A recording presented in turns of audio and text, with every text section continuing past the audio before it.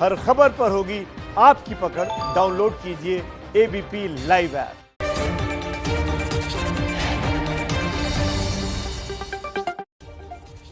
नमस्कार, master stroke में आप सभी का बहुत बहुत स्वागत है। आपके साथ हूं मैं रुबिका लियाकत।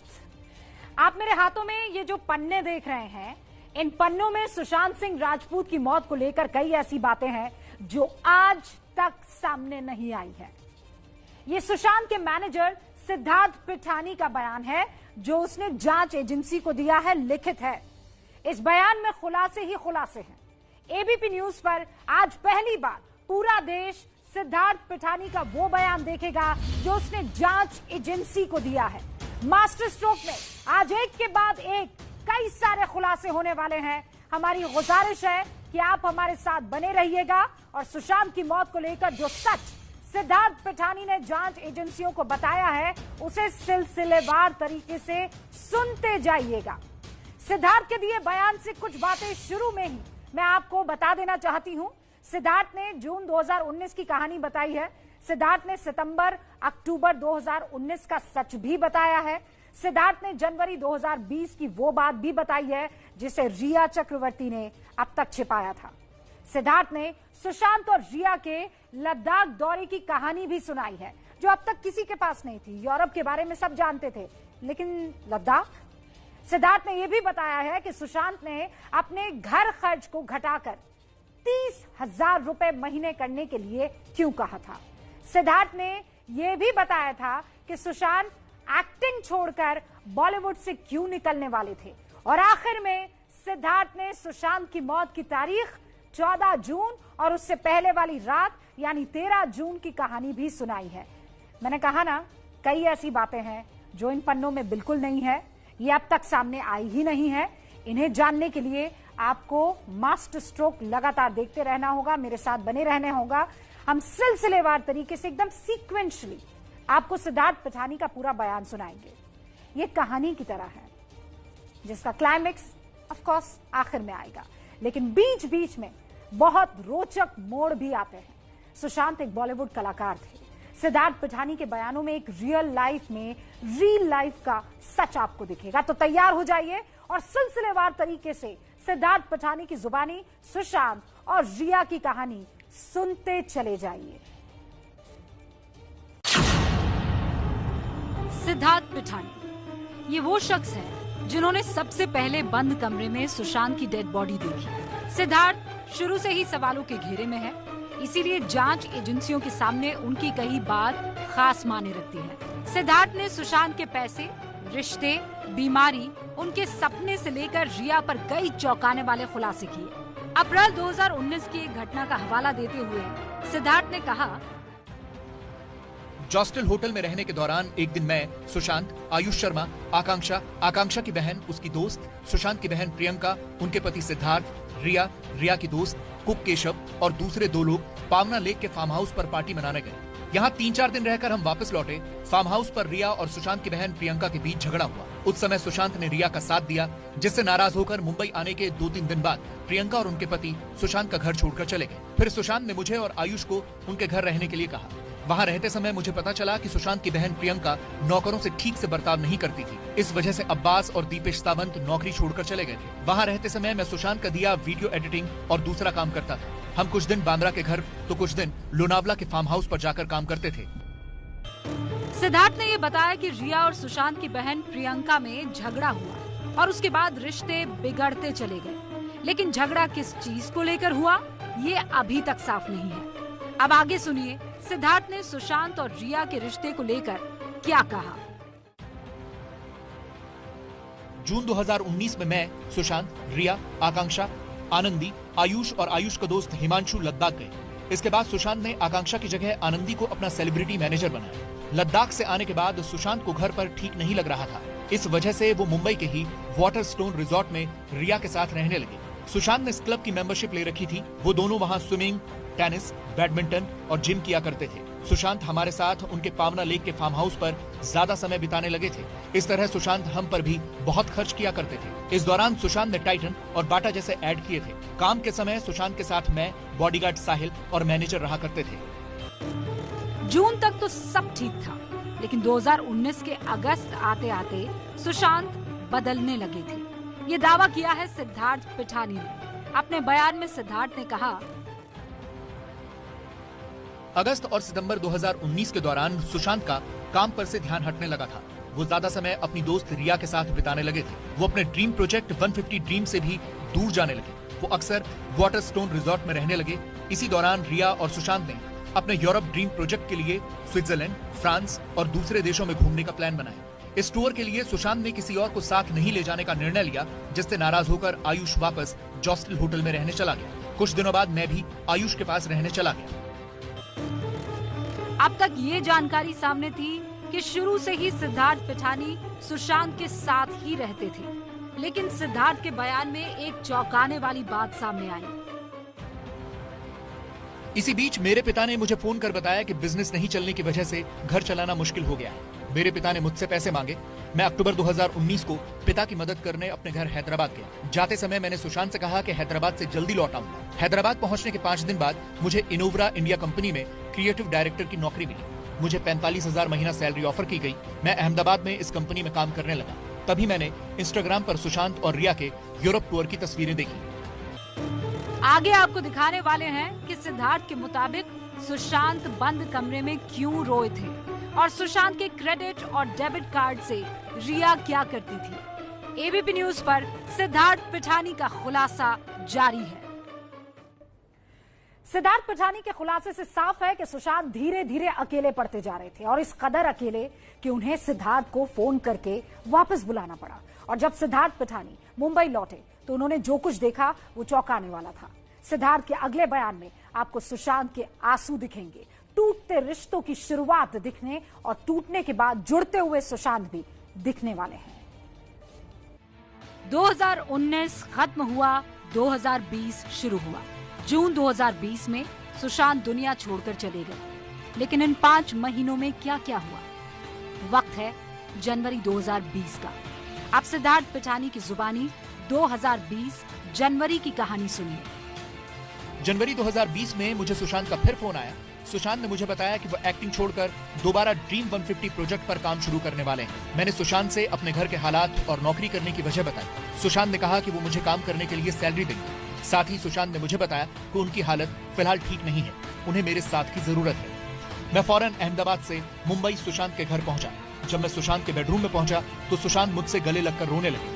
रोते रोते उन्होंने बताया कि वो एक्टिंग छोड़कर घर का सब कुछ बेचकर पावना के फार्म पर रहने वाले हैं। सुशांत ने बताया कि अब महीने के घर खर्च का बजट केवल 30,000 में पूरा करना है। सुशांत ने आगे कहा कि वो पावना के फार्म हाउस में खेती करने वाले हैं।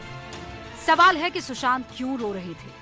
वो एक्टिंग छोड़ खेती क्यों करना चाहते थे? 5 लाख महीने घर का किराया देने वाले सुशांत सिर्फ 30,000 महीने में घर क्यों चलाना चाहते थे? इसका खुलासा होना बाकी है। सिद्धार्थ के बयानों में अभी रिया को लेकर खुलासा होना बाकी था। अभी तक आप जानते होंगे कि रिया ने 8 जून को सुशांत का घर छोड़ा था, लेकिन ये पूरा सच नहीं है। रिया जनवरी में भी सुशांत को अकेला छोड़कर जा चुकी थी। सिद्धार्थ पिठानी ने अपने बयान में बताया, सुशांत ने मुझे उनके बेडरूम के पास वाले कमरे में रहने के लिए कहा और ये भी बताया कि 3 दिनों में दीपेश भी मेरे साथ रहने के लिए आने वाला है। मैंने सुशांत से रिया के बारे में पूछा तो सुशांत ने रोते रोते मुझे बताया कि मुझे सब छोड़कर चले गए। इस पर मैंने सुशांत के साथ रहकर उनका ख्याल रखने की बात कहकर उन्हें शांत किया। मैंने सुशांत के हाउस मैनेजर मिरांडा से रिया के बारे में पूछताछ की तो मिरांडा ने बताया कि रिया सुशांत के कार्ड से बहुत सी शॉपिंग करती थी। मुझे घर का सामान बेचने के लिए कहा। हाउस मैनेजर मिरांडा और श्रुति मोदी ये दोनों सुशांत के घर पर सुबह 10 बजे आकर शाम 6 बजे वापस जाते। 2 दिन बाद दीपेश भी सुशांत के घर पर रहने आ गए। कुछ दिन बाद रिया वापस सुशांत के घर लौटी। इस समय रिया ने मुझसे कहा कि अब से मैं, वो और दीपेश मिलकर सुशांत का ख्याल रखेंगे। सिद्धार्थ पिठानी के मुताबिक रिया ने सुशांत का साथ उस वक्त छोड़ा था जब उन्हें सबसे ज्यादा जरूरत थी। सुशांत अकेले थे, कमजोर पड़ रहे थे, घुट रहे थे और यहीं से शुरू होती है सुशांत की बीमारी की कहानी। बने रहिए क्योंकि सुशांत की बीमारी और दवा को लेकर सिद्धार्थ पिठानी ने जो कहा है वो अब तक दुनिया के लिए अनसुना सच है। जी हाँ, ये अनसुना सच ही है कि रिया से अलग होकर सुशांत अपनी बहन के पास गए और वहां जाकर वो ज्यादा खुश दिखे। क्या हुआ जब सुशांत मुंबई से चंडीगढ़ अपनी बहन से मिलने गए? और क्यों सुशांत 1 महीने की बजाय 2 दिन में ही मुंबई लौट गए? सिद्धार्थ पिठानी के बयान का अगला हिस्सा दिलचस्प है। रिया सुशांत के जीवन में लौट आई थी, लेकिन सुशांत जिंदगी की खुशियों से दूर हो रहे थे। सिद्धार्थ पिठानी के खुलासे में अब तक ये बात सामने आई कि रिया और सुशांत की बहन के रिश्ते अच्छे नहीं थे। रिया सुशांत के पैसों को शॉपिंग में उड़ाया करती थी। सुशांत सब कुछ छोड़कर खेती करना चाहते थे। अब सिद्धार्थ का सुशांत की बीमारी को लेकर ये सनसनीखेज खुलासा सुनिए। सिद्धार्थ ने कहा, जनवरी के आखिरी हफ्ते में सुशांत ने मुझसे कहा कि वो चंडीगढ़ अपनी बहन के घर 1 महीना रहने के लिए जाना चाहते हैं। इसके बाद मैं, सुशांत, बॉडीगार्ड साहिल सागर और सुशांत की बहन मीतू रेंज रोवर से निकले और 3 दिन बाद वहां पहुंचे। इस सफर के दौरान हमने अहमदाबाद और गुड़गांव के होटलों में स्टे किया। गुड़गांव में ठहरते समय सुशांत को सांस लेने में तकलीफ होने लगी। वो टेंशन में थे और घबराया हुआ महसूस कर रहे थे। तभी मैंने डॉक्टर केरसी चावड़ा की दी हुई दवाई सुशांत को दी और वो ठीक महसूस करने लगे। अपने बयान में सिद्धार्थ ने किसी डॉक्टर केरसी चावड़ा का जिक्र किया है। सिद्धार्थ का दावा है कि सुशांत की बहन भी सुशांत की बीमारी के बारे में जानती थी। चंडीगढ़ में सुशांत की बहन से हुई बातचीत के बारे में सिद्धार्थ का क्या कहना है, सुनिए। दूसरे दिन सुशांत की चंडीगढ़ की बहन नीतू ने मुझे घर बुलाकर सुशांत की सारी जानकारी ली। मैंने उन्हें सब बता दिया। मैंने नीतू दी को डॉक्टर केरसी चावड़ा की दवाई और उसके बारे में जानकारी दी और हम गेस्ट हाउस में रहने चले गए। दूसरे दिन सुशांत ने मुझे बुलाकर मुंबई लौटने की बात कही। जब मैं नीतू दीदी के घर पहुंचा तो सुशांत की तबीयत एकदम ठीक लग रही थी। नीतू दीदी ने मुझे सुशांत की तबीयत का ख्याल रखने के लिए कहा। फिर मैं, सुशांत और बॉडीगार्ड वापस मुंबई के लिए रवाना हुए। मुंबई आकर क्या हुआ? सुशांत के साथ सब कुछ ठीक हो रहा था, फिर अचानक ऐसा क्या बिगड़ गया? सिद्धार्थ पिठानी ने इस बारे में जांच एजेंसियों को क्या बताया, अब ये सुनिए। मुंबई आने के बाद मैं डॉक्टर केरसी चावड़ा द्वारा दी गई दवाई समय पर सुशांत को दिया करता था। सुशांत ने रेगुलर वर्कआउट भी शुरू किया। सुशांत पहले जैसा अच्छा महसूस करने लगे थे। इसके बाद सुशांत रिया के साथ रहने लगे। उसी समय डायरेक्टर आनंद गांधी और जाफरी ने सुशांत को फिल्म ऑफर की।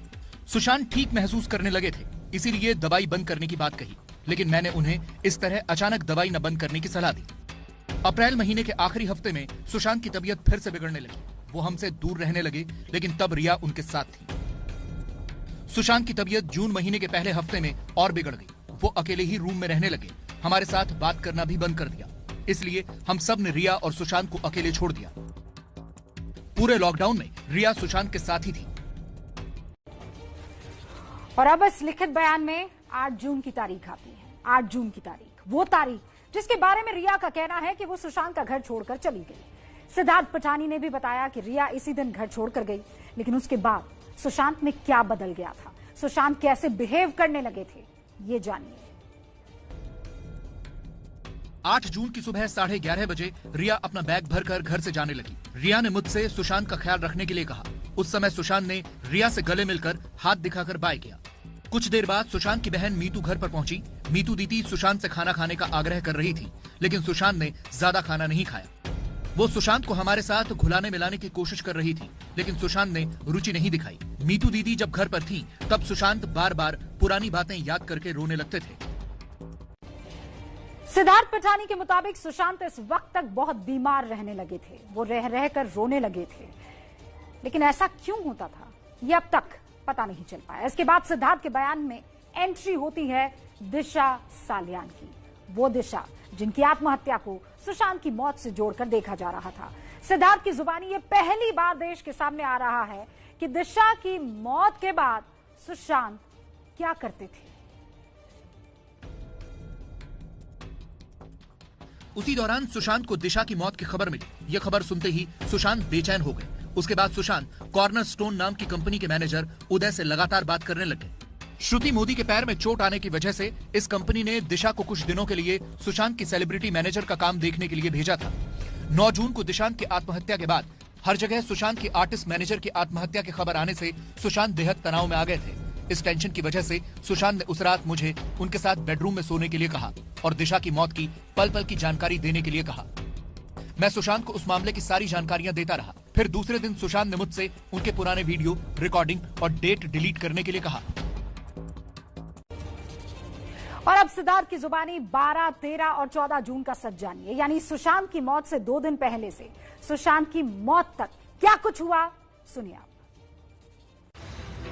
12 जून को मीतू दीदी को अपनी बेटी याद आने से वो वापस अपने घर चली गई। उनके लिए गाड़ी का बंदोबस्त किया गया। 13 जून को बिल भरने में मैंने सुशांत की मदद की। उस रात सुशांत बिना खाना खाए मैंगो जूस पीकर सो गए। 14 जून को सुबह 10 से 10:30 के बीच मैं हॉल में आया और सिस्टम पर काम करने लगा। 10:30 के करीब केशव ने मुझसे कहा कि सुशांत सर दरवाजा नहीं खोल रहे। ये बात मैंने दीपेश को बताई। हम दोनों ने जाकर दरवाजा खटखटाया, लेकिन सुशांत सर ने दरवाजा नहीं खोला। तभी मुझे मीतू दीदी का फोन आया। उन्होंने कहा कि मैं सुशांत को फोन कर रही हूँ, लेकिन वो फोन नहीं उठा रहा। हमने भी उन्हें बताया कि हम भी कोशिश कर रहे हैं, लेकिन वो दरवाजा नहीं खोल रहे। मैंने मीतू दीदी को घर बुलाया। मैंने दीपेश को वॉचमैन से कहकर चाबी वाले को बुलाने को कहा, लेकिन वॉचमैन ने ठीक से मदद नहीं की। तो फिर मैंने गूगल से रफीक चाबी वाले का नंबर निकालकर दोपहर 1:06 पर संपर्क किया। उसने मुझसे 2000 रुपए मांगे। रफीक के कहने पर मैंने उसे लॉक का फोटो और घर का पता व्हाट्सएप पर भेजा। फिर मैंने मीतू दीदी को फोन करके चाबी वाले को बुलाने की जानकारी दी। उन्होंने मुझे जल्द घर पहुंचने की बात कही। दोपहर 1:20 पर रफीक अपने एक साथी के साथ पहुंचा। उसने लॉक देखकर चाबी नहीं बन पाने की बात कही, तो मैंने उसे लॉक तोड़ने के लिए कहा। रफीक ने कुछ मिनटों में लॉक तोड़ा। मैंने उसे 2000 रुपए देकर जाने के लिए कहा। इसके बाद मैं और दीपेश सुशांत के कमरे में गए। कमरे में अंधेरा था। दीपेश ने कमरे की लाइट जलाई तो हमने सुशांत को हरे रंग के कपड़े से पंखे पर लटका हुआ पाया। सुशांत के पैर बेड के बगल में थे और चेहरा खिड़की की तरफ था। तभी मैंने ये बात मीतू दीदी को बताई। फिर मैंने अपने फोन से 108 पर कॉल करके घटना की जानकारी दी। इसके तुरंत बाद मुझे चंडीगढ़ से नीतू दीदी का कॉल आया। मैंने उन्हें सारी जानकारी दी। उन्होंने तुरंत मेरा फोन काट दिया। उनका मुझे फिर फोन आया। नीतू दीदी ने मुझे सुशांत के बारे में पूछा तो मैंने बताया कि सुशांत लटका हुआ है और उसकी मौत हो गई है। फोन पर मुझे पीछे से सुशांत के जीजा ओपी सिंह की आवाज सुनाई दी। उन्होंने हमें सुशांत को नीचे उतारने के लिए कहा। नीतू दीदी ने भी वही कहा। फिर मैंने नीरज से चाकू लाने के लिए कहा। मैंने चाकू से सुशांत के गले पर लगा कपड़ा काटा। फिर मैंने और दीपेश ने बेड पर चढ़कर सुशांत को नीचे बेड पर लिटा दिया। उसी समय मीतू दीदी वहां पहुंची।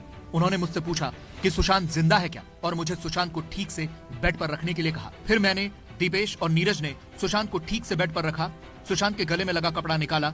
हमने सुशांत को सीपीआर देने की कोशिश की, लेकिन उसने कोई रिस्पॉन्स नहीं दिया। उसके बाद बांद्रा पुलिस पहुंच गई। और सिद्धार्थ पिठानी के सनसनीखेज खुलासे को देश के सामने लाने वाले हमारे संवाददाता गणेश ठाकुर हमारे साथ लाइव जुड़ चुके हैं। गणेश, बहुत बहुत शुक्रिया। ये लिखित जितने भी जानकारी सिद्धार्थ पिठानी ने पहुंचाई है देश तक पहुंचाने के लिए, लेकिन अब मुझे ये बताइए कि ये एक एक शब्द जब आपने पढ़ा तो क्या लगा? इसके बयान से क्या साबित होता है? ये आत्महत्या है, अबेटमेंट टू सुसाइड है, या फिर मर्डर?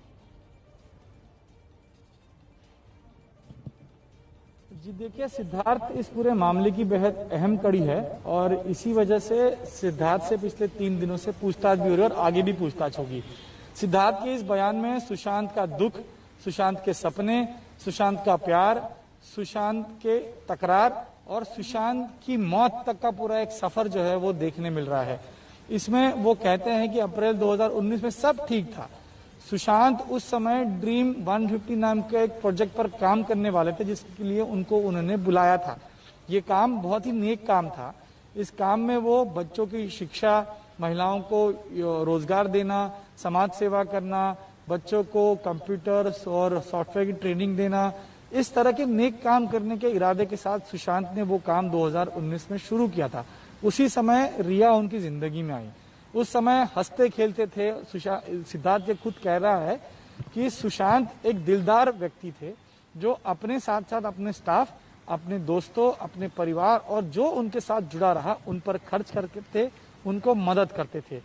दोस्तों के साथ बाहर जाना, घूमना, पावना डैम में इसीलिए लिया था कि वो अपने दोस्तों के साथ रह सकें, कुछ काम कर सकें।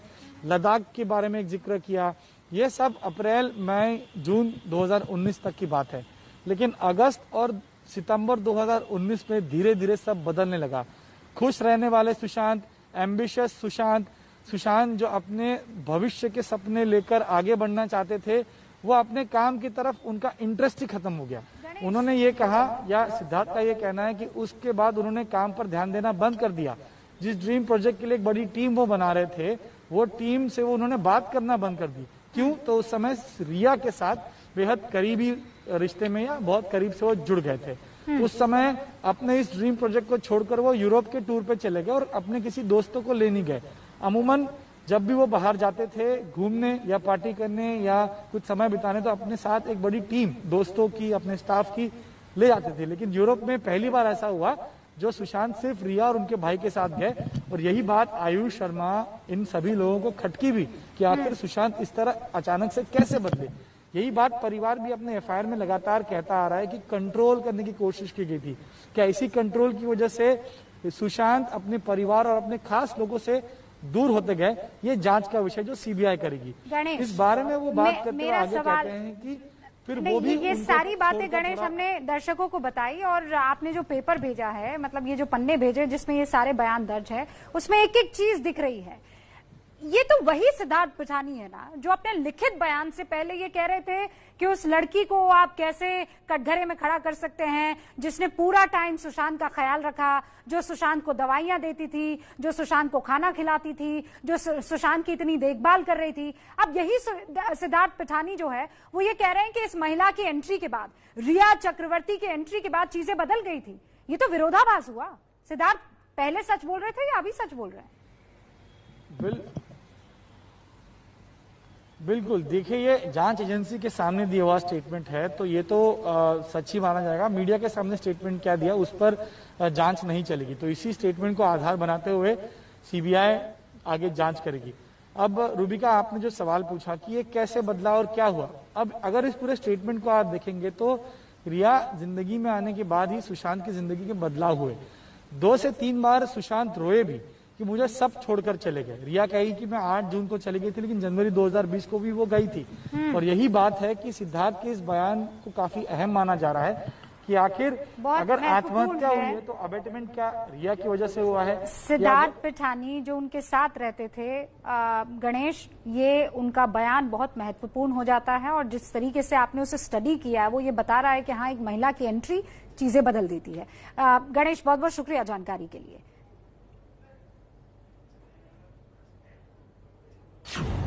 सुशांत केस में सबसे तेज कवरेज।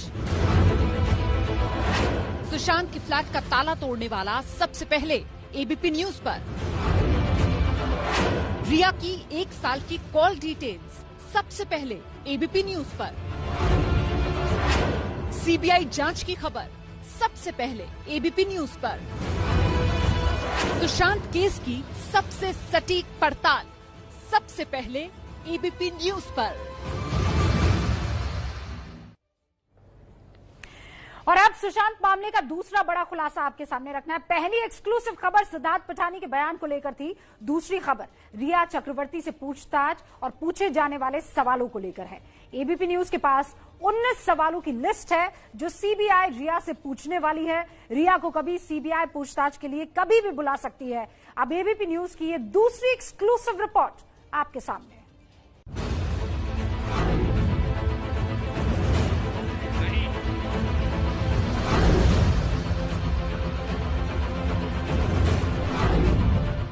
सीबीआई सुशांत के करीबी सिद्धार्थ पिठानी, दिपेश सावंत और नीरज से कई बार पूछताछ कर चुकी है। अब बारी रिया चक्रवर्ती की है। सीबीआई के सवाल तैयार हैं। एबीपी न्यूज के पास रिया से पूछे जाने वाले सवालों की लिस्ट मौजूद है।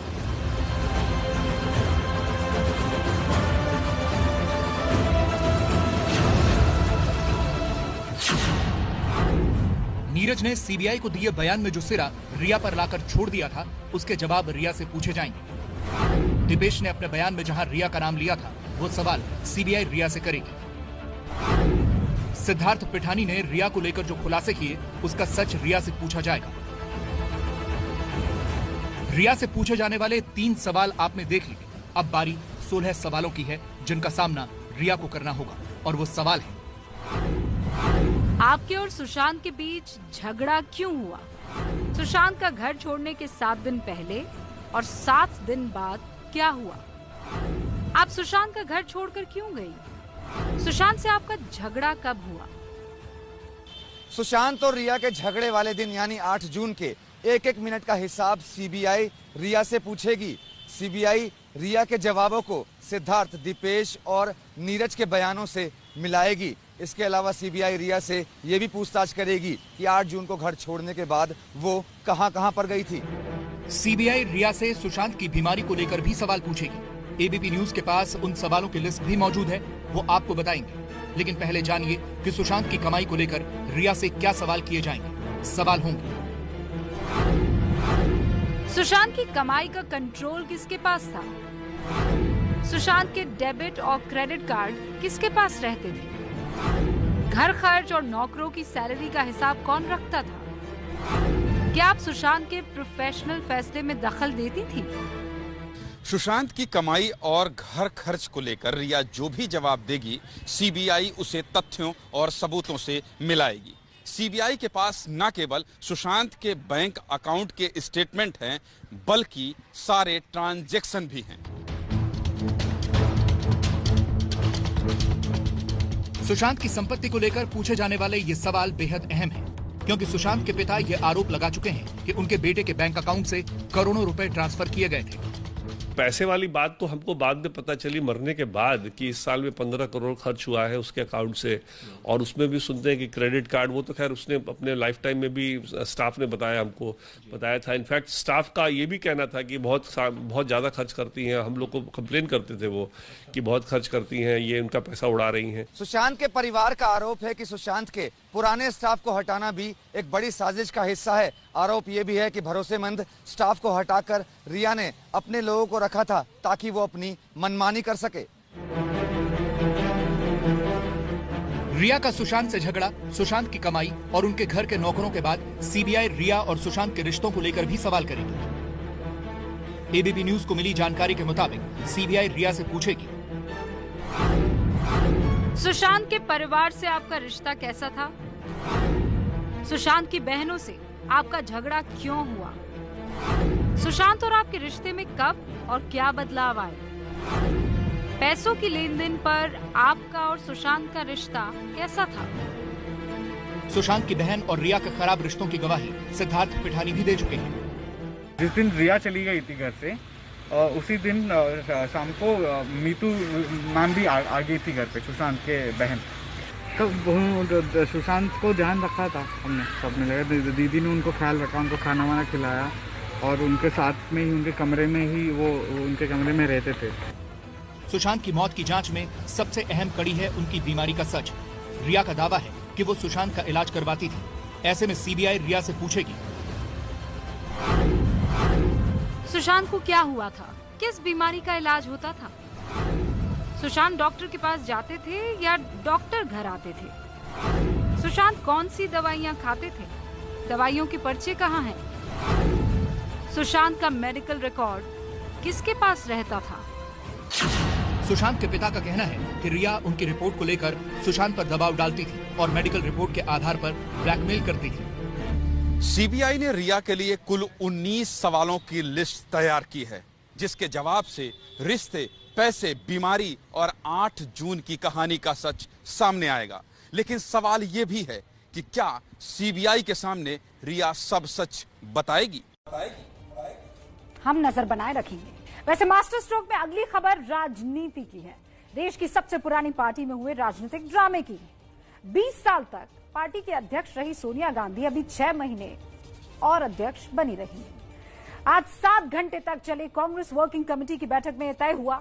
वैसे विपक्षी तो पहले दिन से यही कह रहे हैं कि कांग्रेस में गांधी परिवार के बाहर का कोई दूसरा अध्यक्ष नहीं हो सकता। और आज के दिन भर चले इस घटनाक्रम के इन आरोपों को और भी बल मिल जाता है, क्योंकि आज की वर्किंग कमेटी में एक चिट्ठी पर जमकर हंगामा हुआ। ये चिट्ठी कांग्रेस के कुछ नेताओं ने सोनिया गांधी को लिखी थी।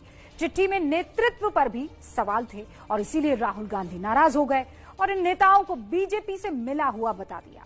इसके बाद तो कपिल सिब्बल, गुलाम नबी आजाद भड़क गए।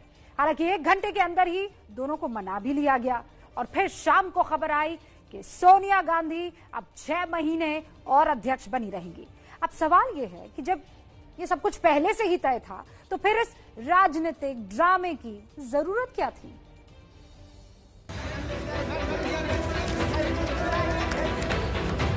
तारीख थी 16 मार्च और साल था 1998। वो दिन जब सोनिया गांधी को कांग्रेस पार्टी की राजनीतिक कमान सौंपी गई थी। एक तरफ शरद पवार थे दूसरी तरफ तत्कालीन पार्टी अध्यक्ष सीताराम केसरी। संसद भवन में सीताराम केसरी ने सोनिया गांधी को ये जिम्मेदारी दी। I feel overwhelmed by the confidence you have reposed in me by electing me as the chairperson of the Congress Party in Parliament. I will endeavour to measure up to the responsibilities which this position imposes. Sonia Gandhi ने पूरे 20 साल तक party के अध्यक्ष की जिम्मेदारी निभाई, 2 बार party को लोकसभा चुनावों में जीत दिलाई। ये ऐसी सरकार है जिसके राज में नौजवान का हाथ खाली है। 2 साल तक अध्यक्ष रहने के बाद जब राहुल गांधी ने पद छोड़ा तो सोनिया फिर से अंतरिम अध्यक्ष बना दी गई, लेकिन अब वो खुद अध्यक्ष का पद नहीं चाहती हैं। कांग्रेस वर्किंग कमेटी की बैठक में सोनिया गांधी ने अध्यक्ष पद छोड़ने की पेशकश की। सोनिया गांधी ने पार्टी नेताओं से नया अध्यक्ष चुनने की प्रक्रिया शुरू करने को कहा है, जिसके बाद AK एंटनी और मनमोहन सिंह जैसे नेताओं ने सोनिया गांधी से अध्यक्ष बने रहने की गुजारिश की है। सुबह 11 बजे कांग्रेस वर्किंग कमेटी की बैठक शुरू हुई। यह एक वर्चुअल बैठक थी, यानी सभी सदस्य वीडियो कॉन्फ्रेंसिंग के जरिए जुड़े हुए थे। सबसे पहले पार्टी के संगठन महासचिव KC वेणुगोपाल ने पार्टी अध्यक्ष सोनिया गांधी का लिखा वो पत्र पढ़ा, जिसमें सोनिया गांधी ने अध्यक्ष पद छोड़ने की इच्छा जाहिर की थी। कांग्रेस कार्यसमिति की आज की बैठक में लेटर पॉलिटिक्स यानी चिट्ठियों की राजनीति एक बड़ा मुद्दा बनी। एक और चिट्ठी पर खूब हंगामा हुआ। ये चिट्ठी करीब 15 दिन पहले कांग्रेस के 23 बड़े नेताओं ने लिखी थी। सोनिया गांधी के नाम चिट्ठी लिखने वालों में गुलाम नबी आजाद, आनंद शर्मा, कपिल सिब्बल, मनीष तिवारी, शशि थरूर, विवेक तनखा, मुकुल वासनिक, जितिन प्रसाद, भूपेंद्र सिंह हुड्डा, वीरप्पा मोइली, रेणुका चौधरी और मिलिंद देवड़ा जैसे नेता शामिल हैं। इस पत्र में ऊपर से नीचे तक कांग्रेस पार्टी में बदलाव करने की मांग की गई है। इस बात पर भी चिंता जताई गई कि युवा वोटर कांग्रेस के मुकाबले नरेंद्र मोदी के प्रति ज्यादा आकर्षित हैं। पहली मांग यह है कि पार्टी की लीडरशिप फील्ड में एक्टिव रहे। ये लीडरशिप फुल टाइम होनी चाहिए। दूसरी मांग है कि कांग्रेस वर्किंग कमेटी के चुनाव करवाए जाएं। और तीसरी मांग है कि एक साथ सोचने के लिए केंद्रीय संसदीय समिति बनाई जाए ताकि पार्टी के विषयों पर फैसले लिए जा सकें।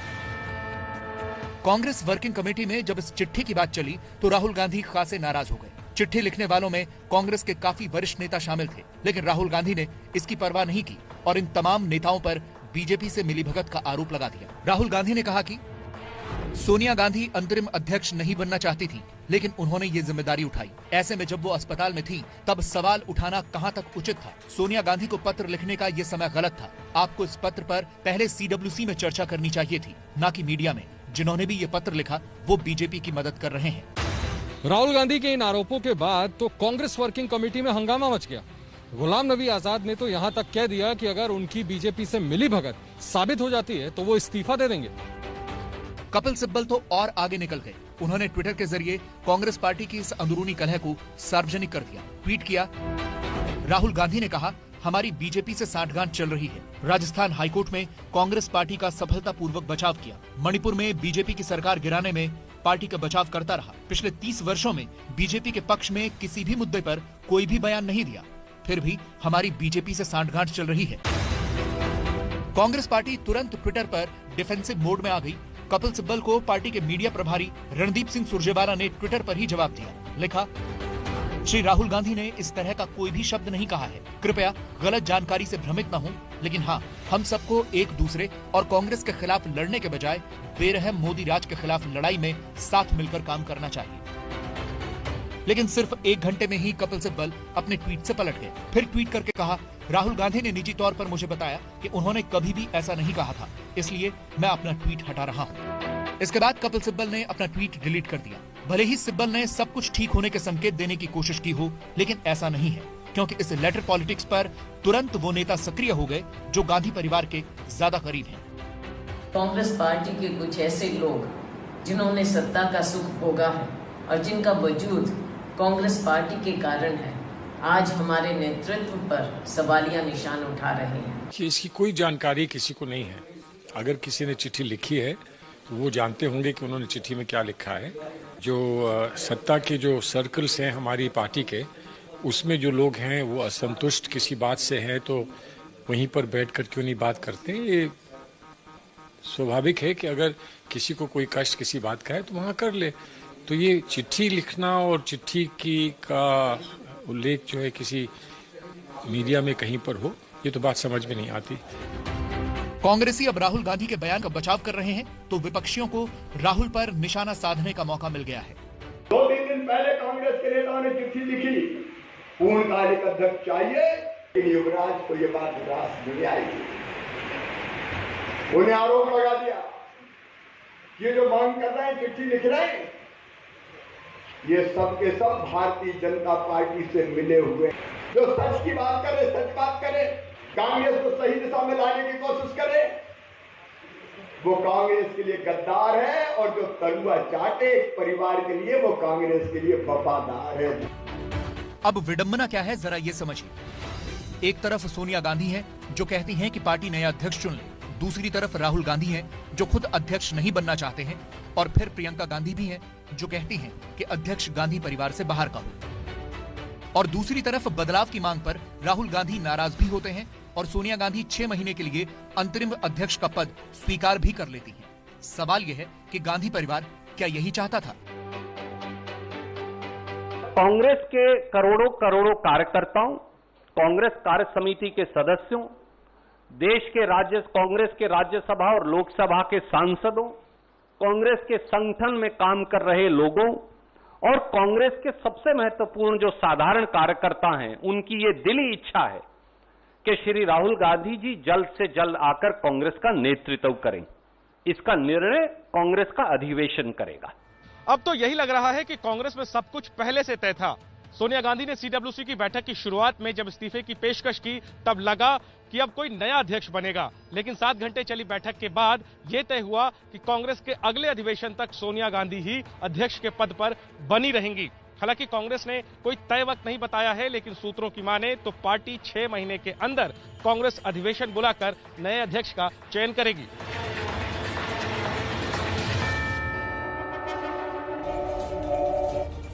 वैसे कांग्रेस को ऐसे ड्रामे बहुत पसंद है, खासतौर पर सोनिया गांधी और राहुल गांधी के अध्यक्ष बने रहने को लेकर ये सब कांग्रेस में खूब होता रहा है।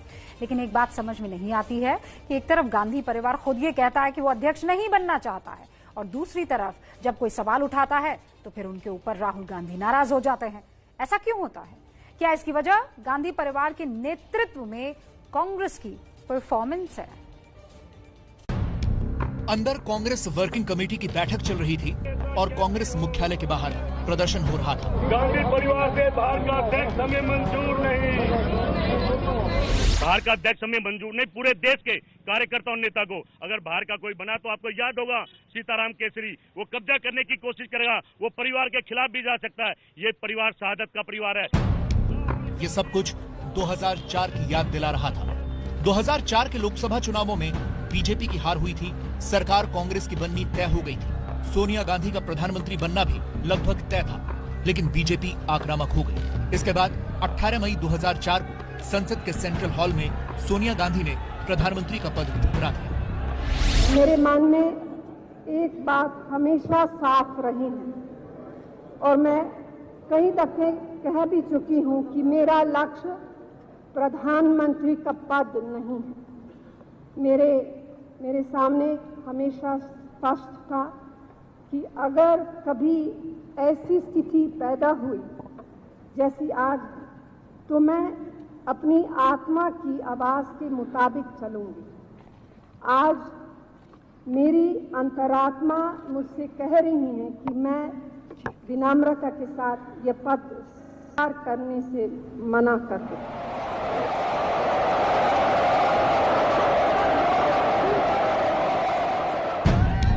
तब भी खूब ड्रामा हुआ था। सोनिया गांधी के समर्थन में कांग्रेसियों ने प्रदर्शन किया था। सोनिया लाओ, देश बचाओ की नारेबाजी हो रही थी। सोनिया लाओ, सोनिया लाओ, सोनिया लाओ।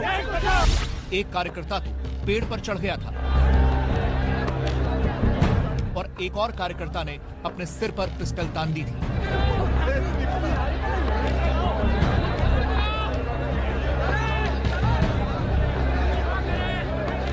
लेकिन इन सारे प्रदर्शनों का कोई फायदा नहीं हुआ।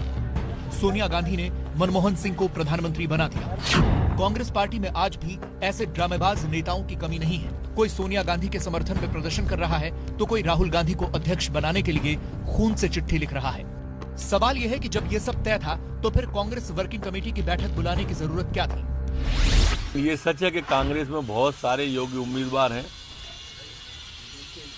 माननीय सोनिया गांधी जी हैं, माननीय राहुल गांधी जी हैं, माननीय प्रियंका गांधी जी हैं, माननीय रेहान वाड्रा जी हैं,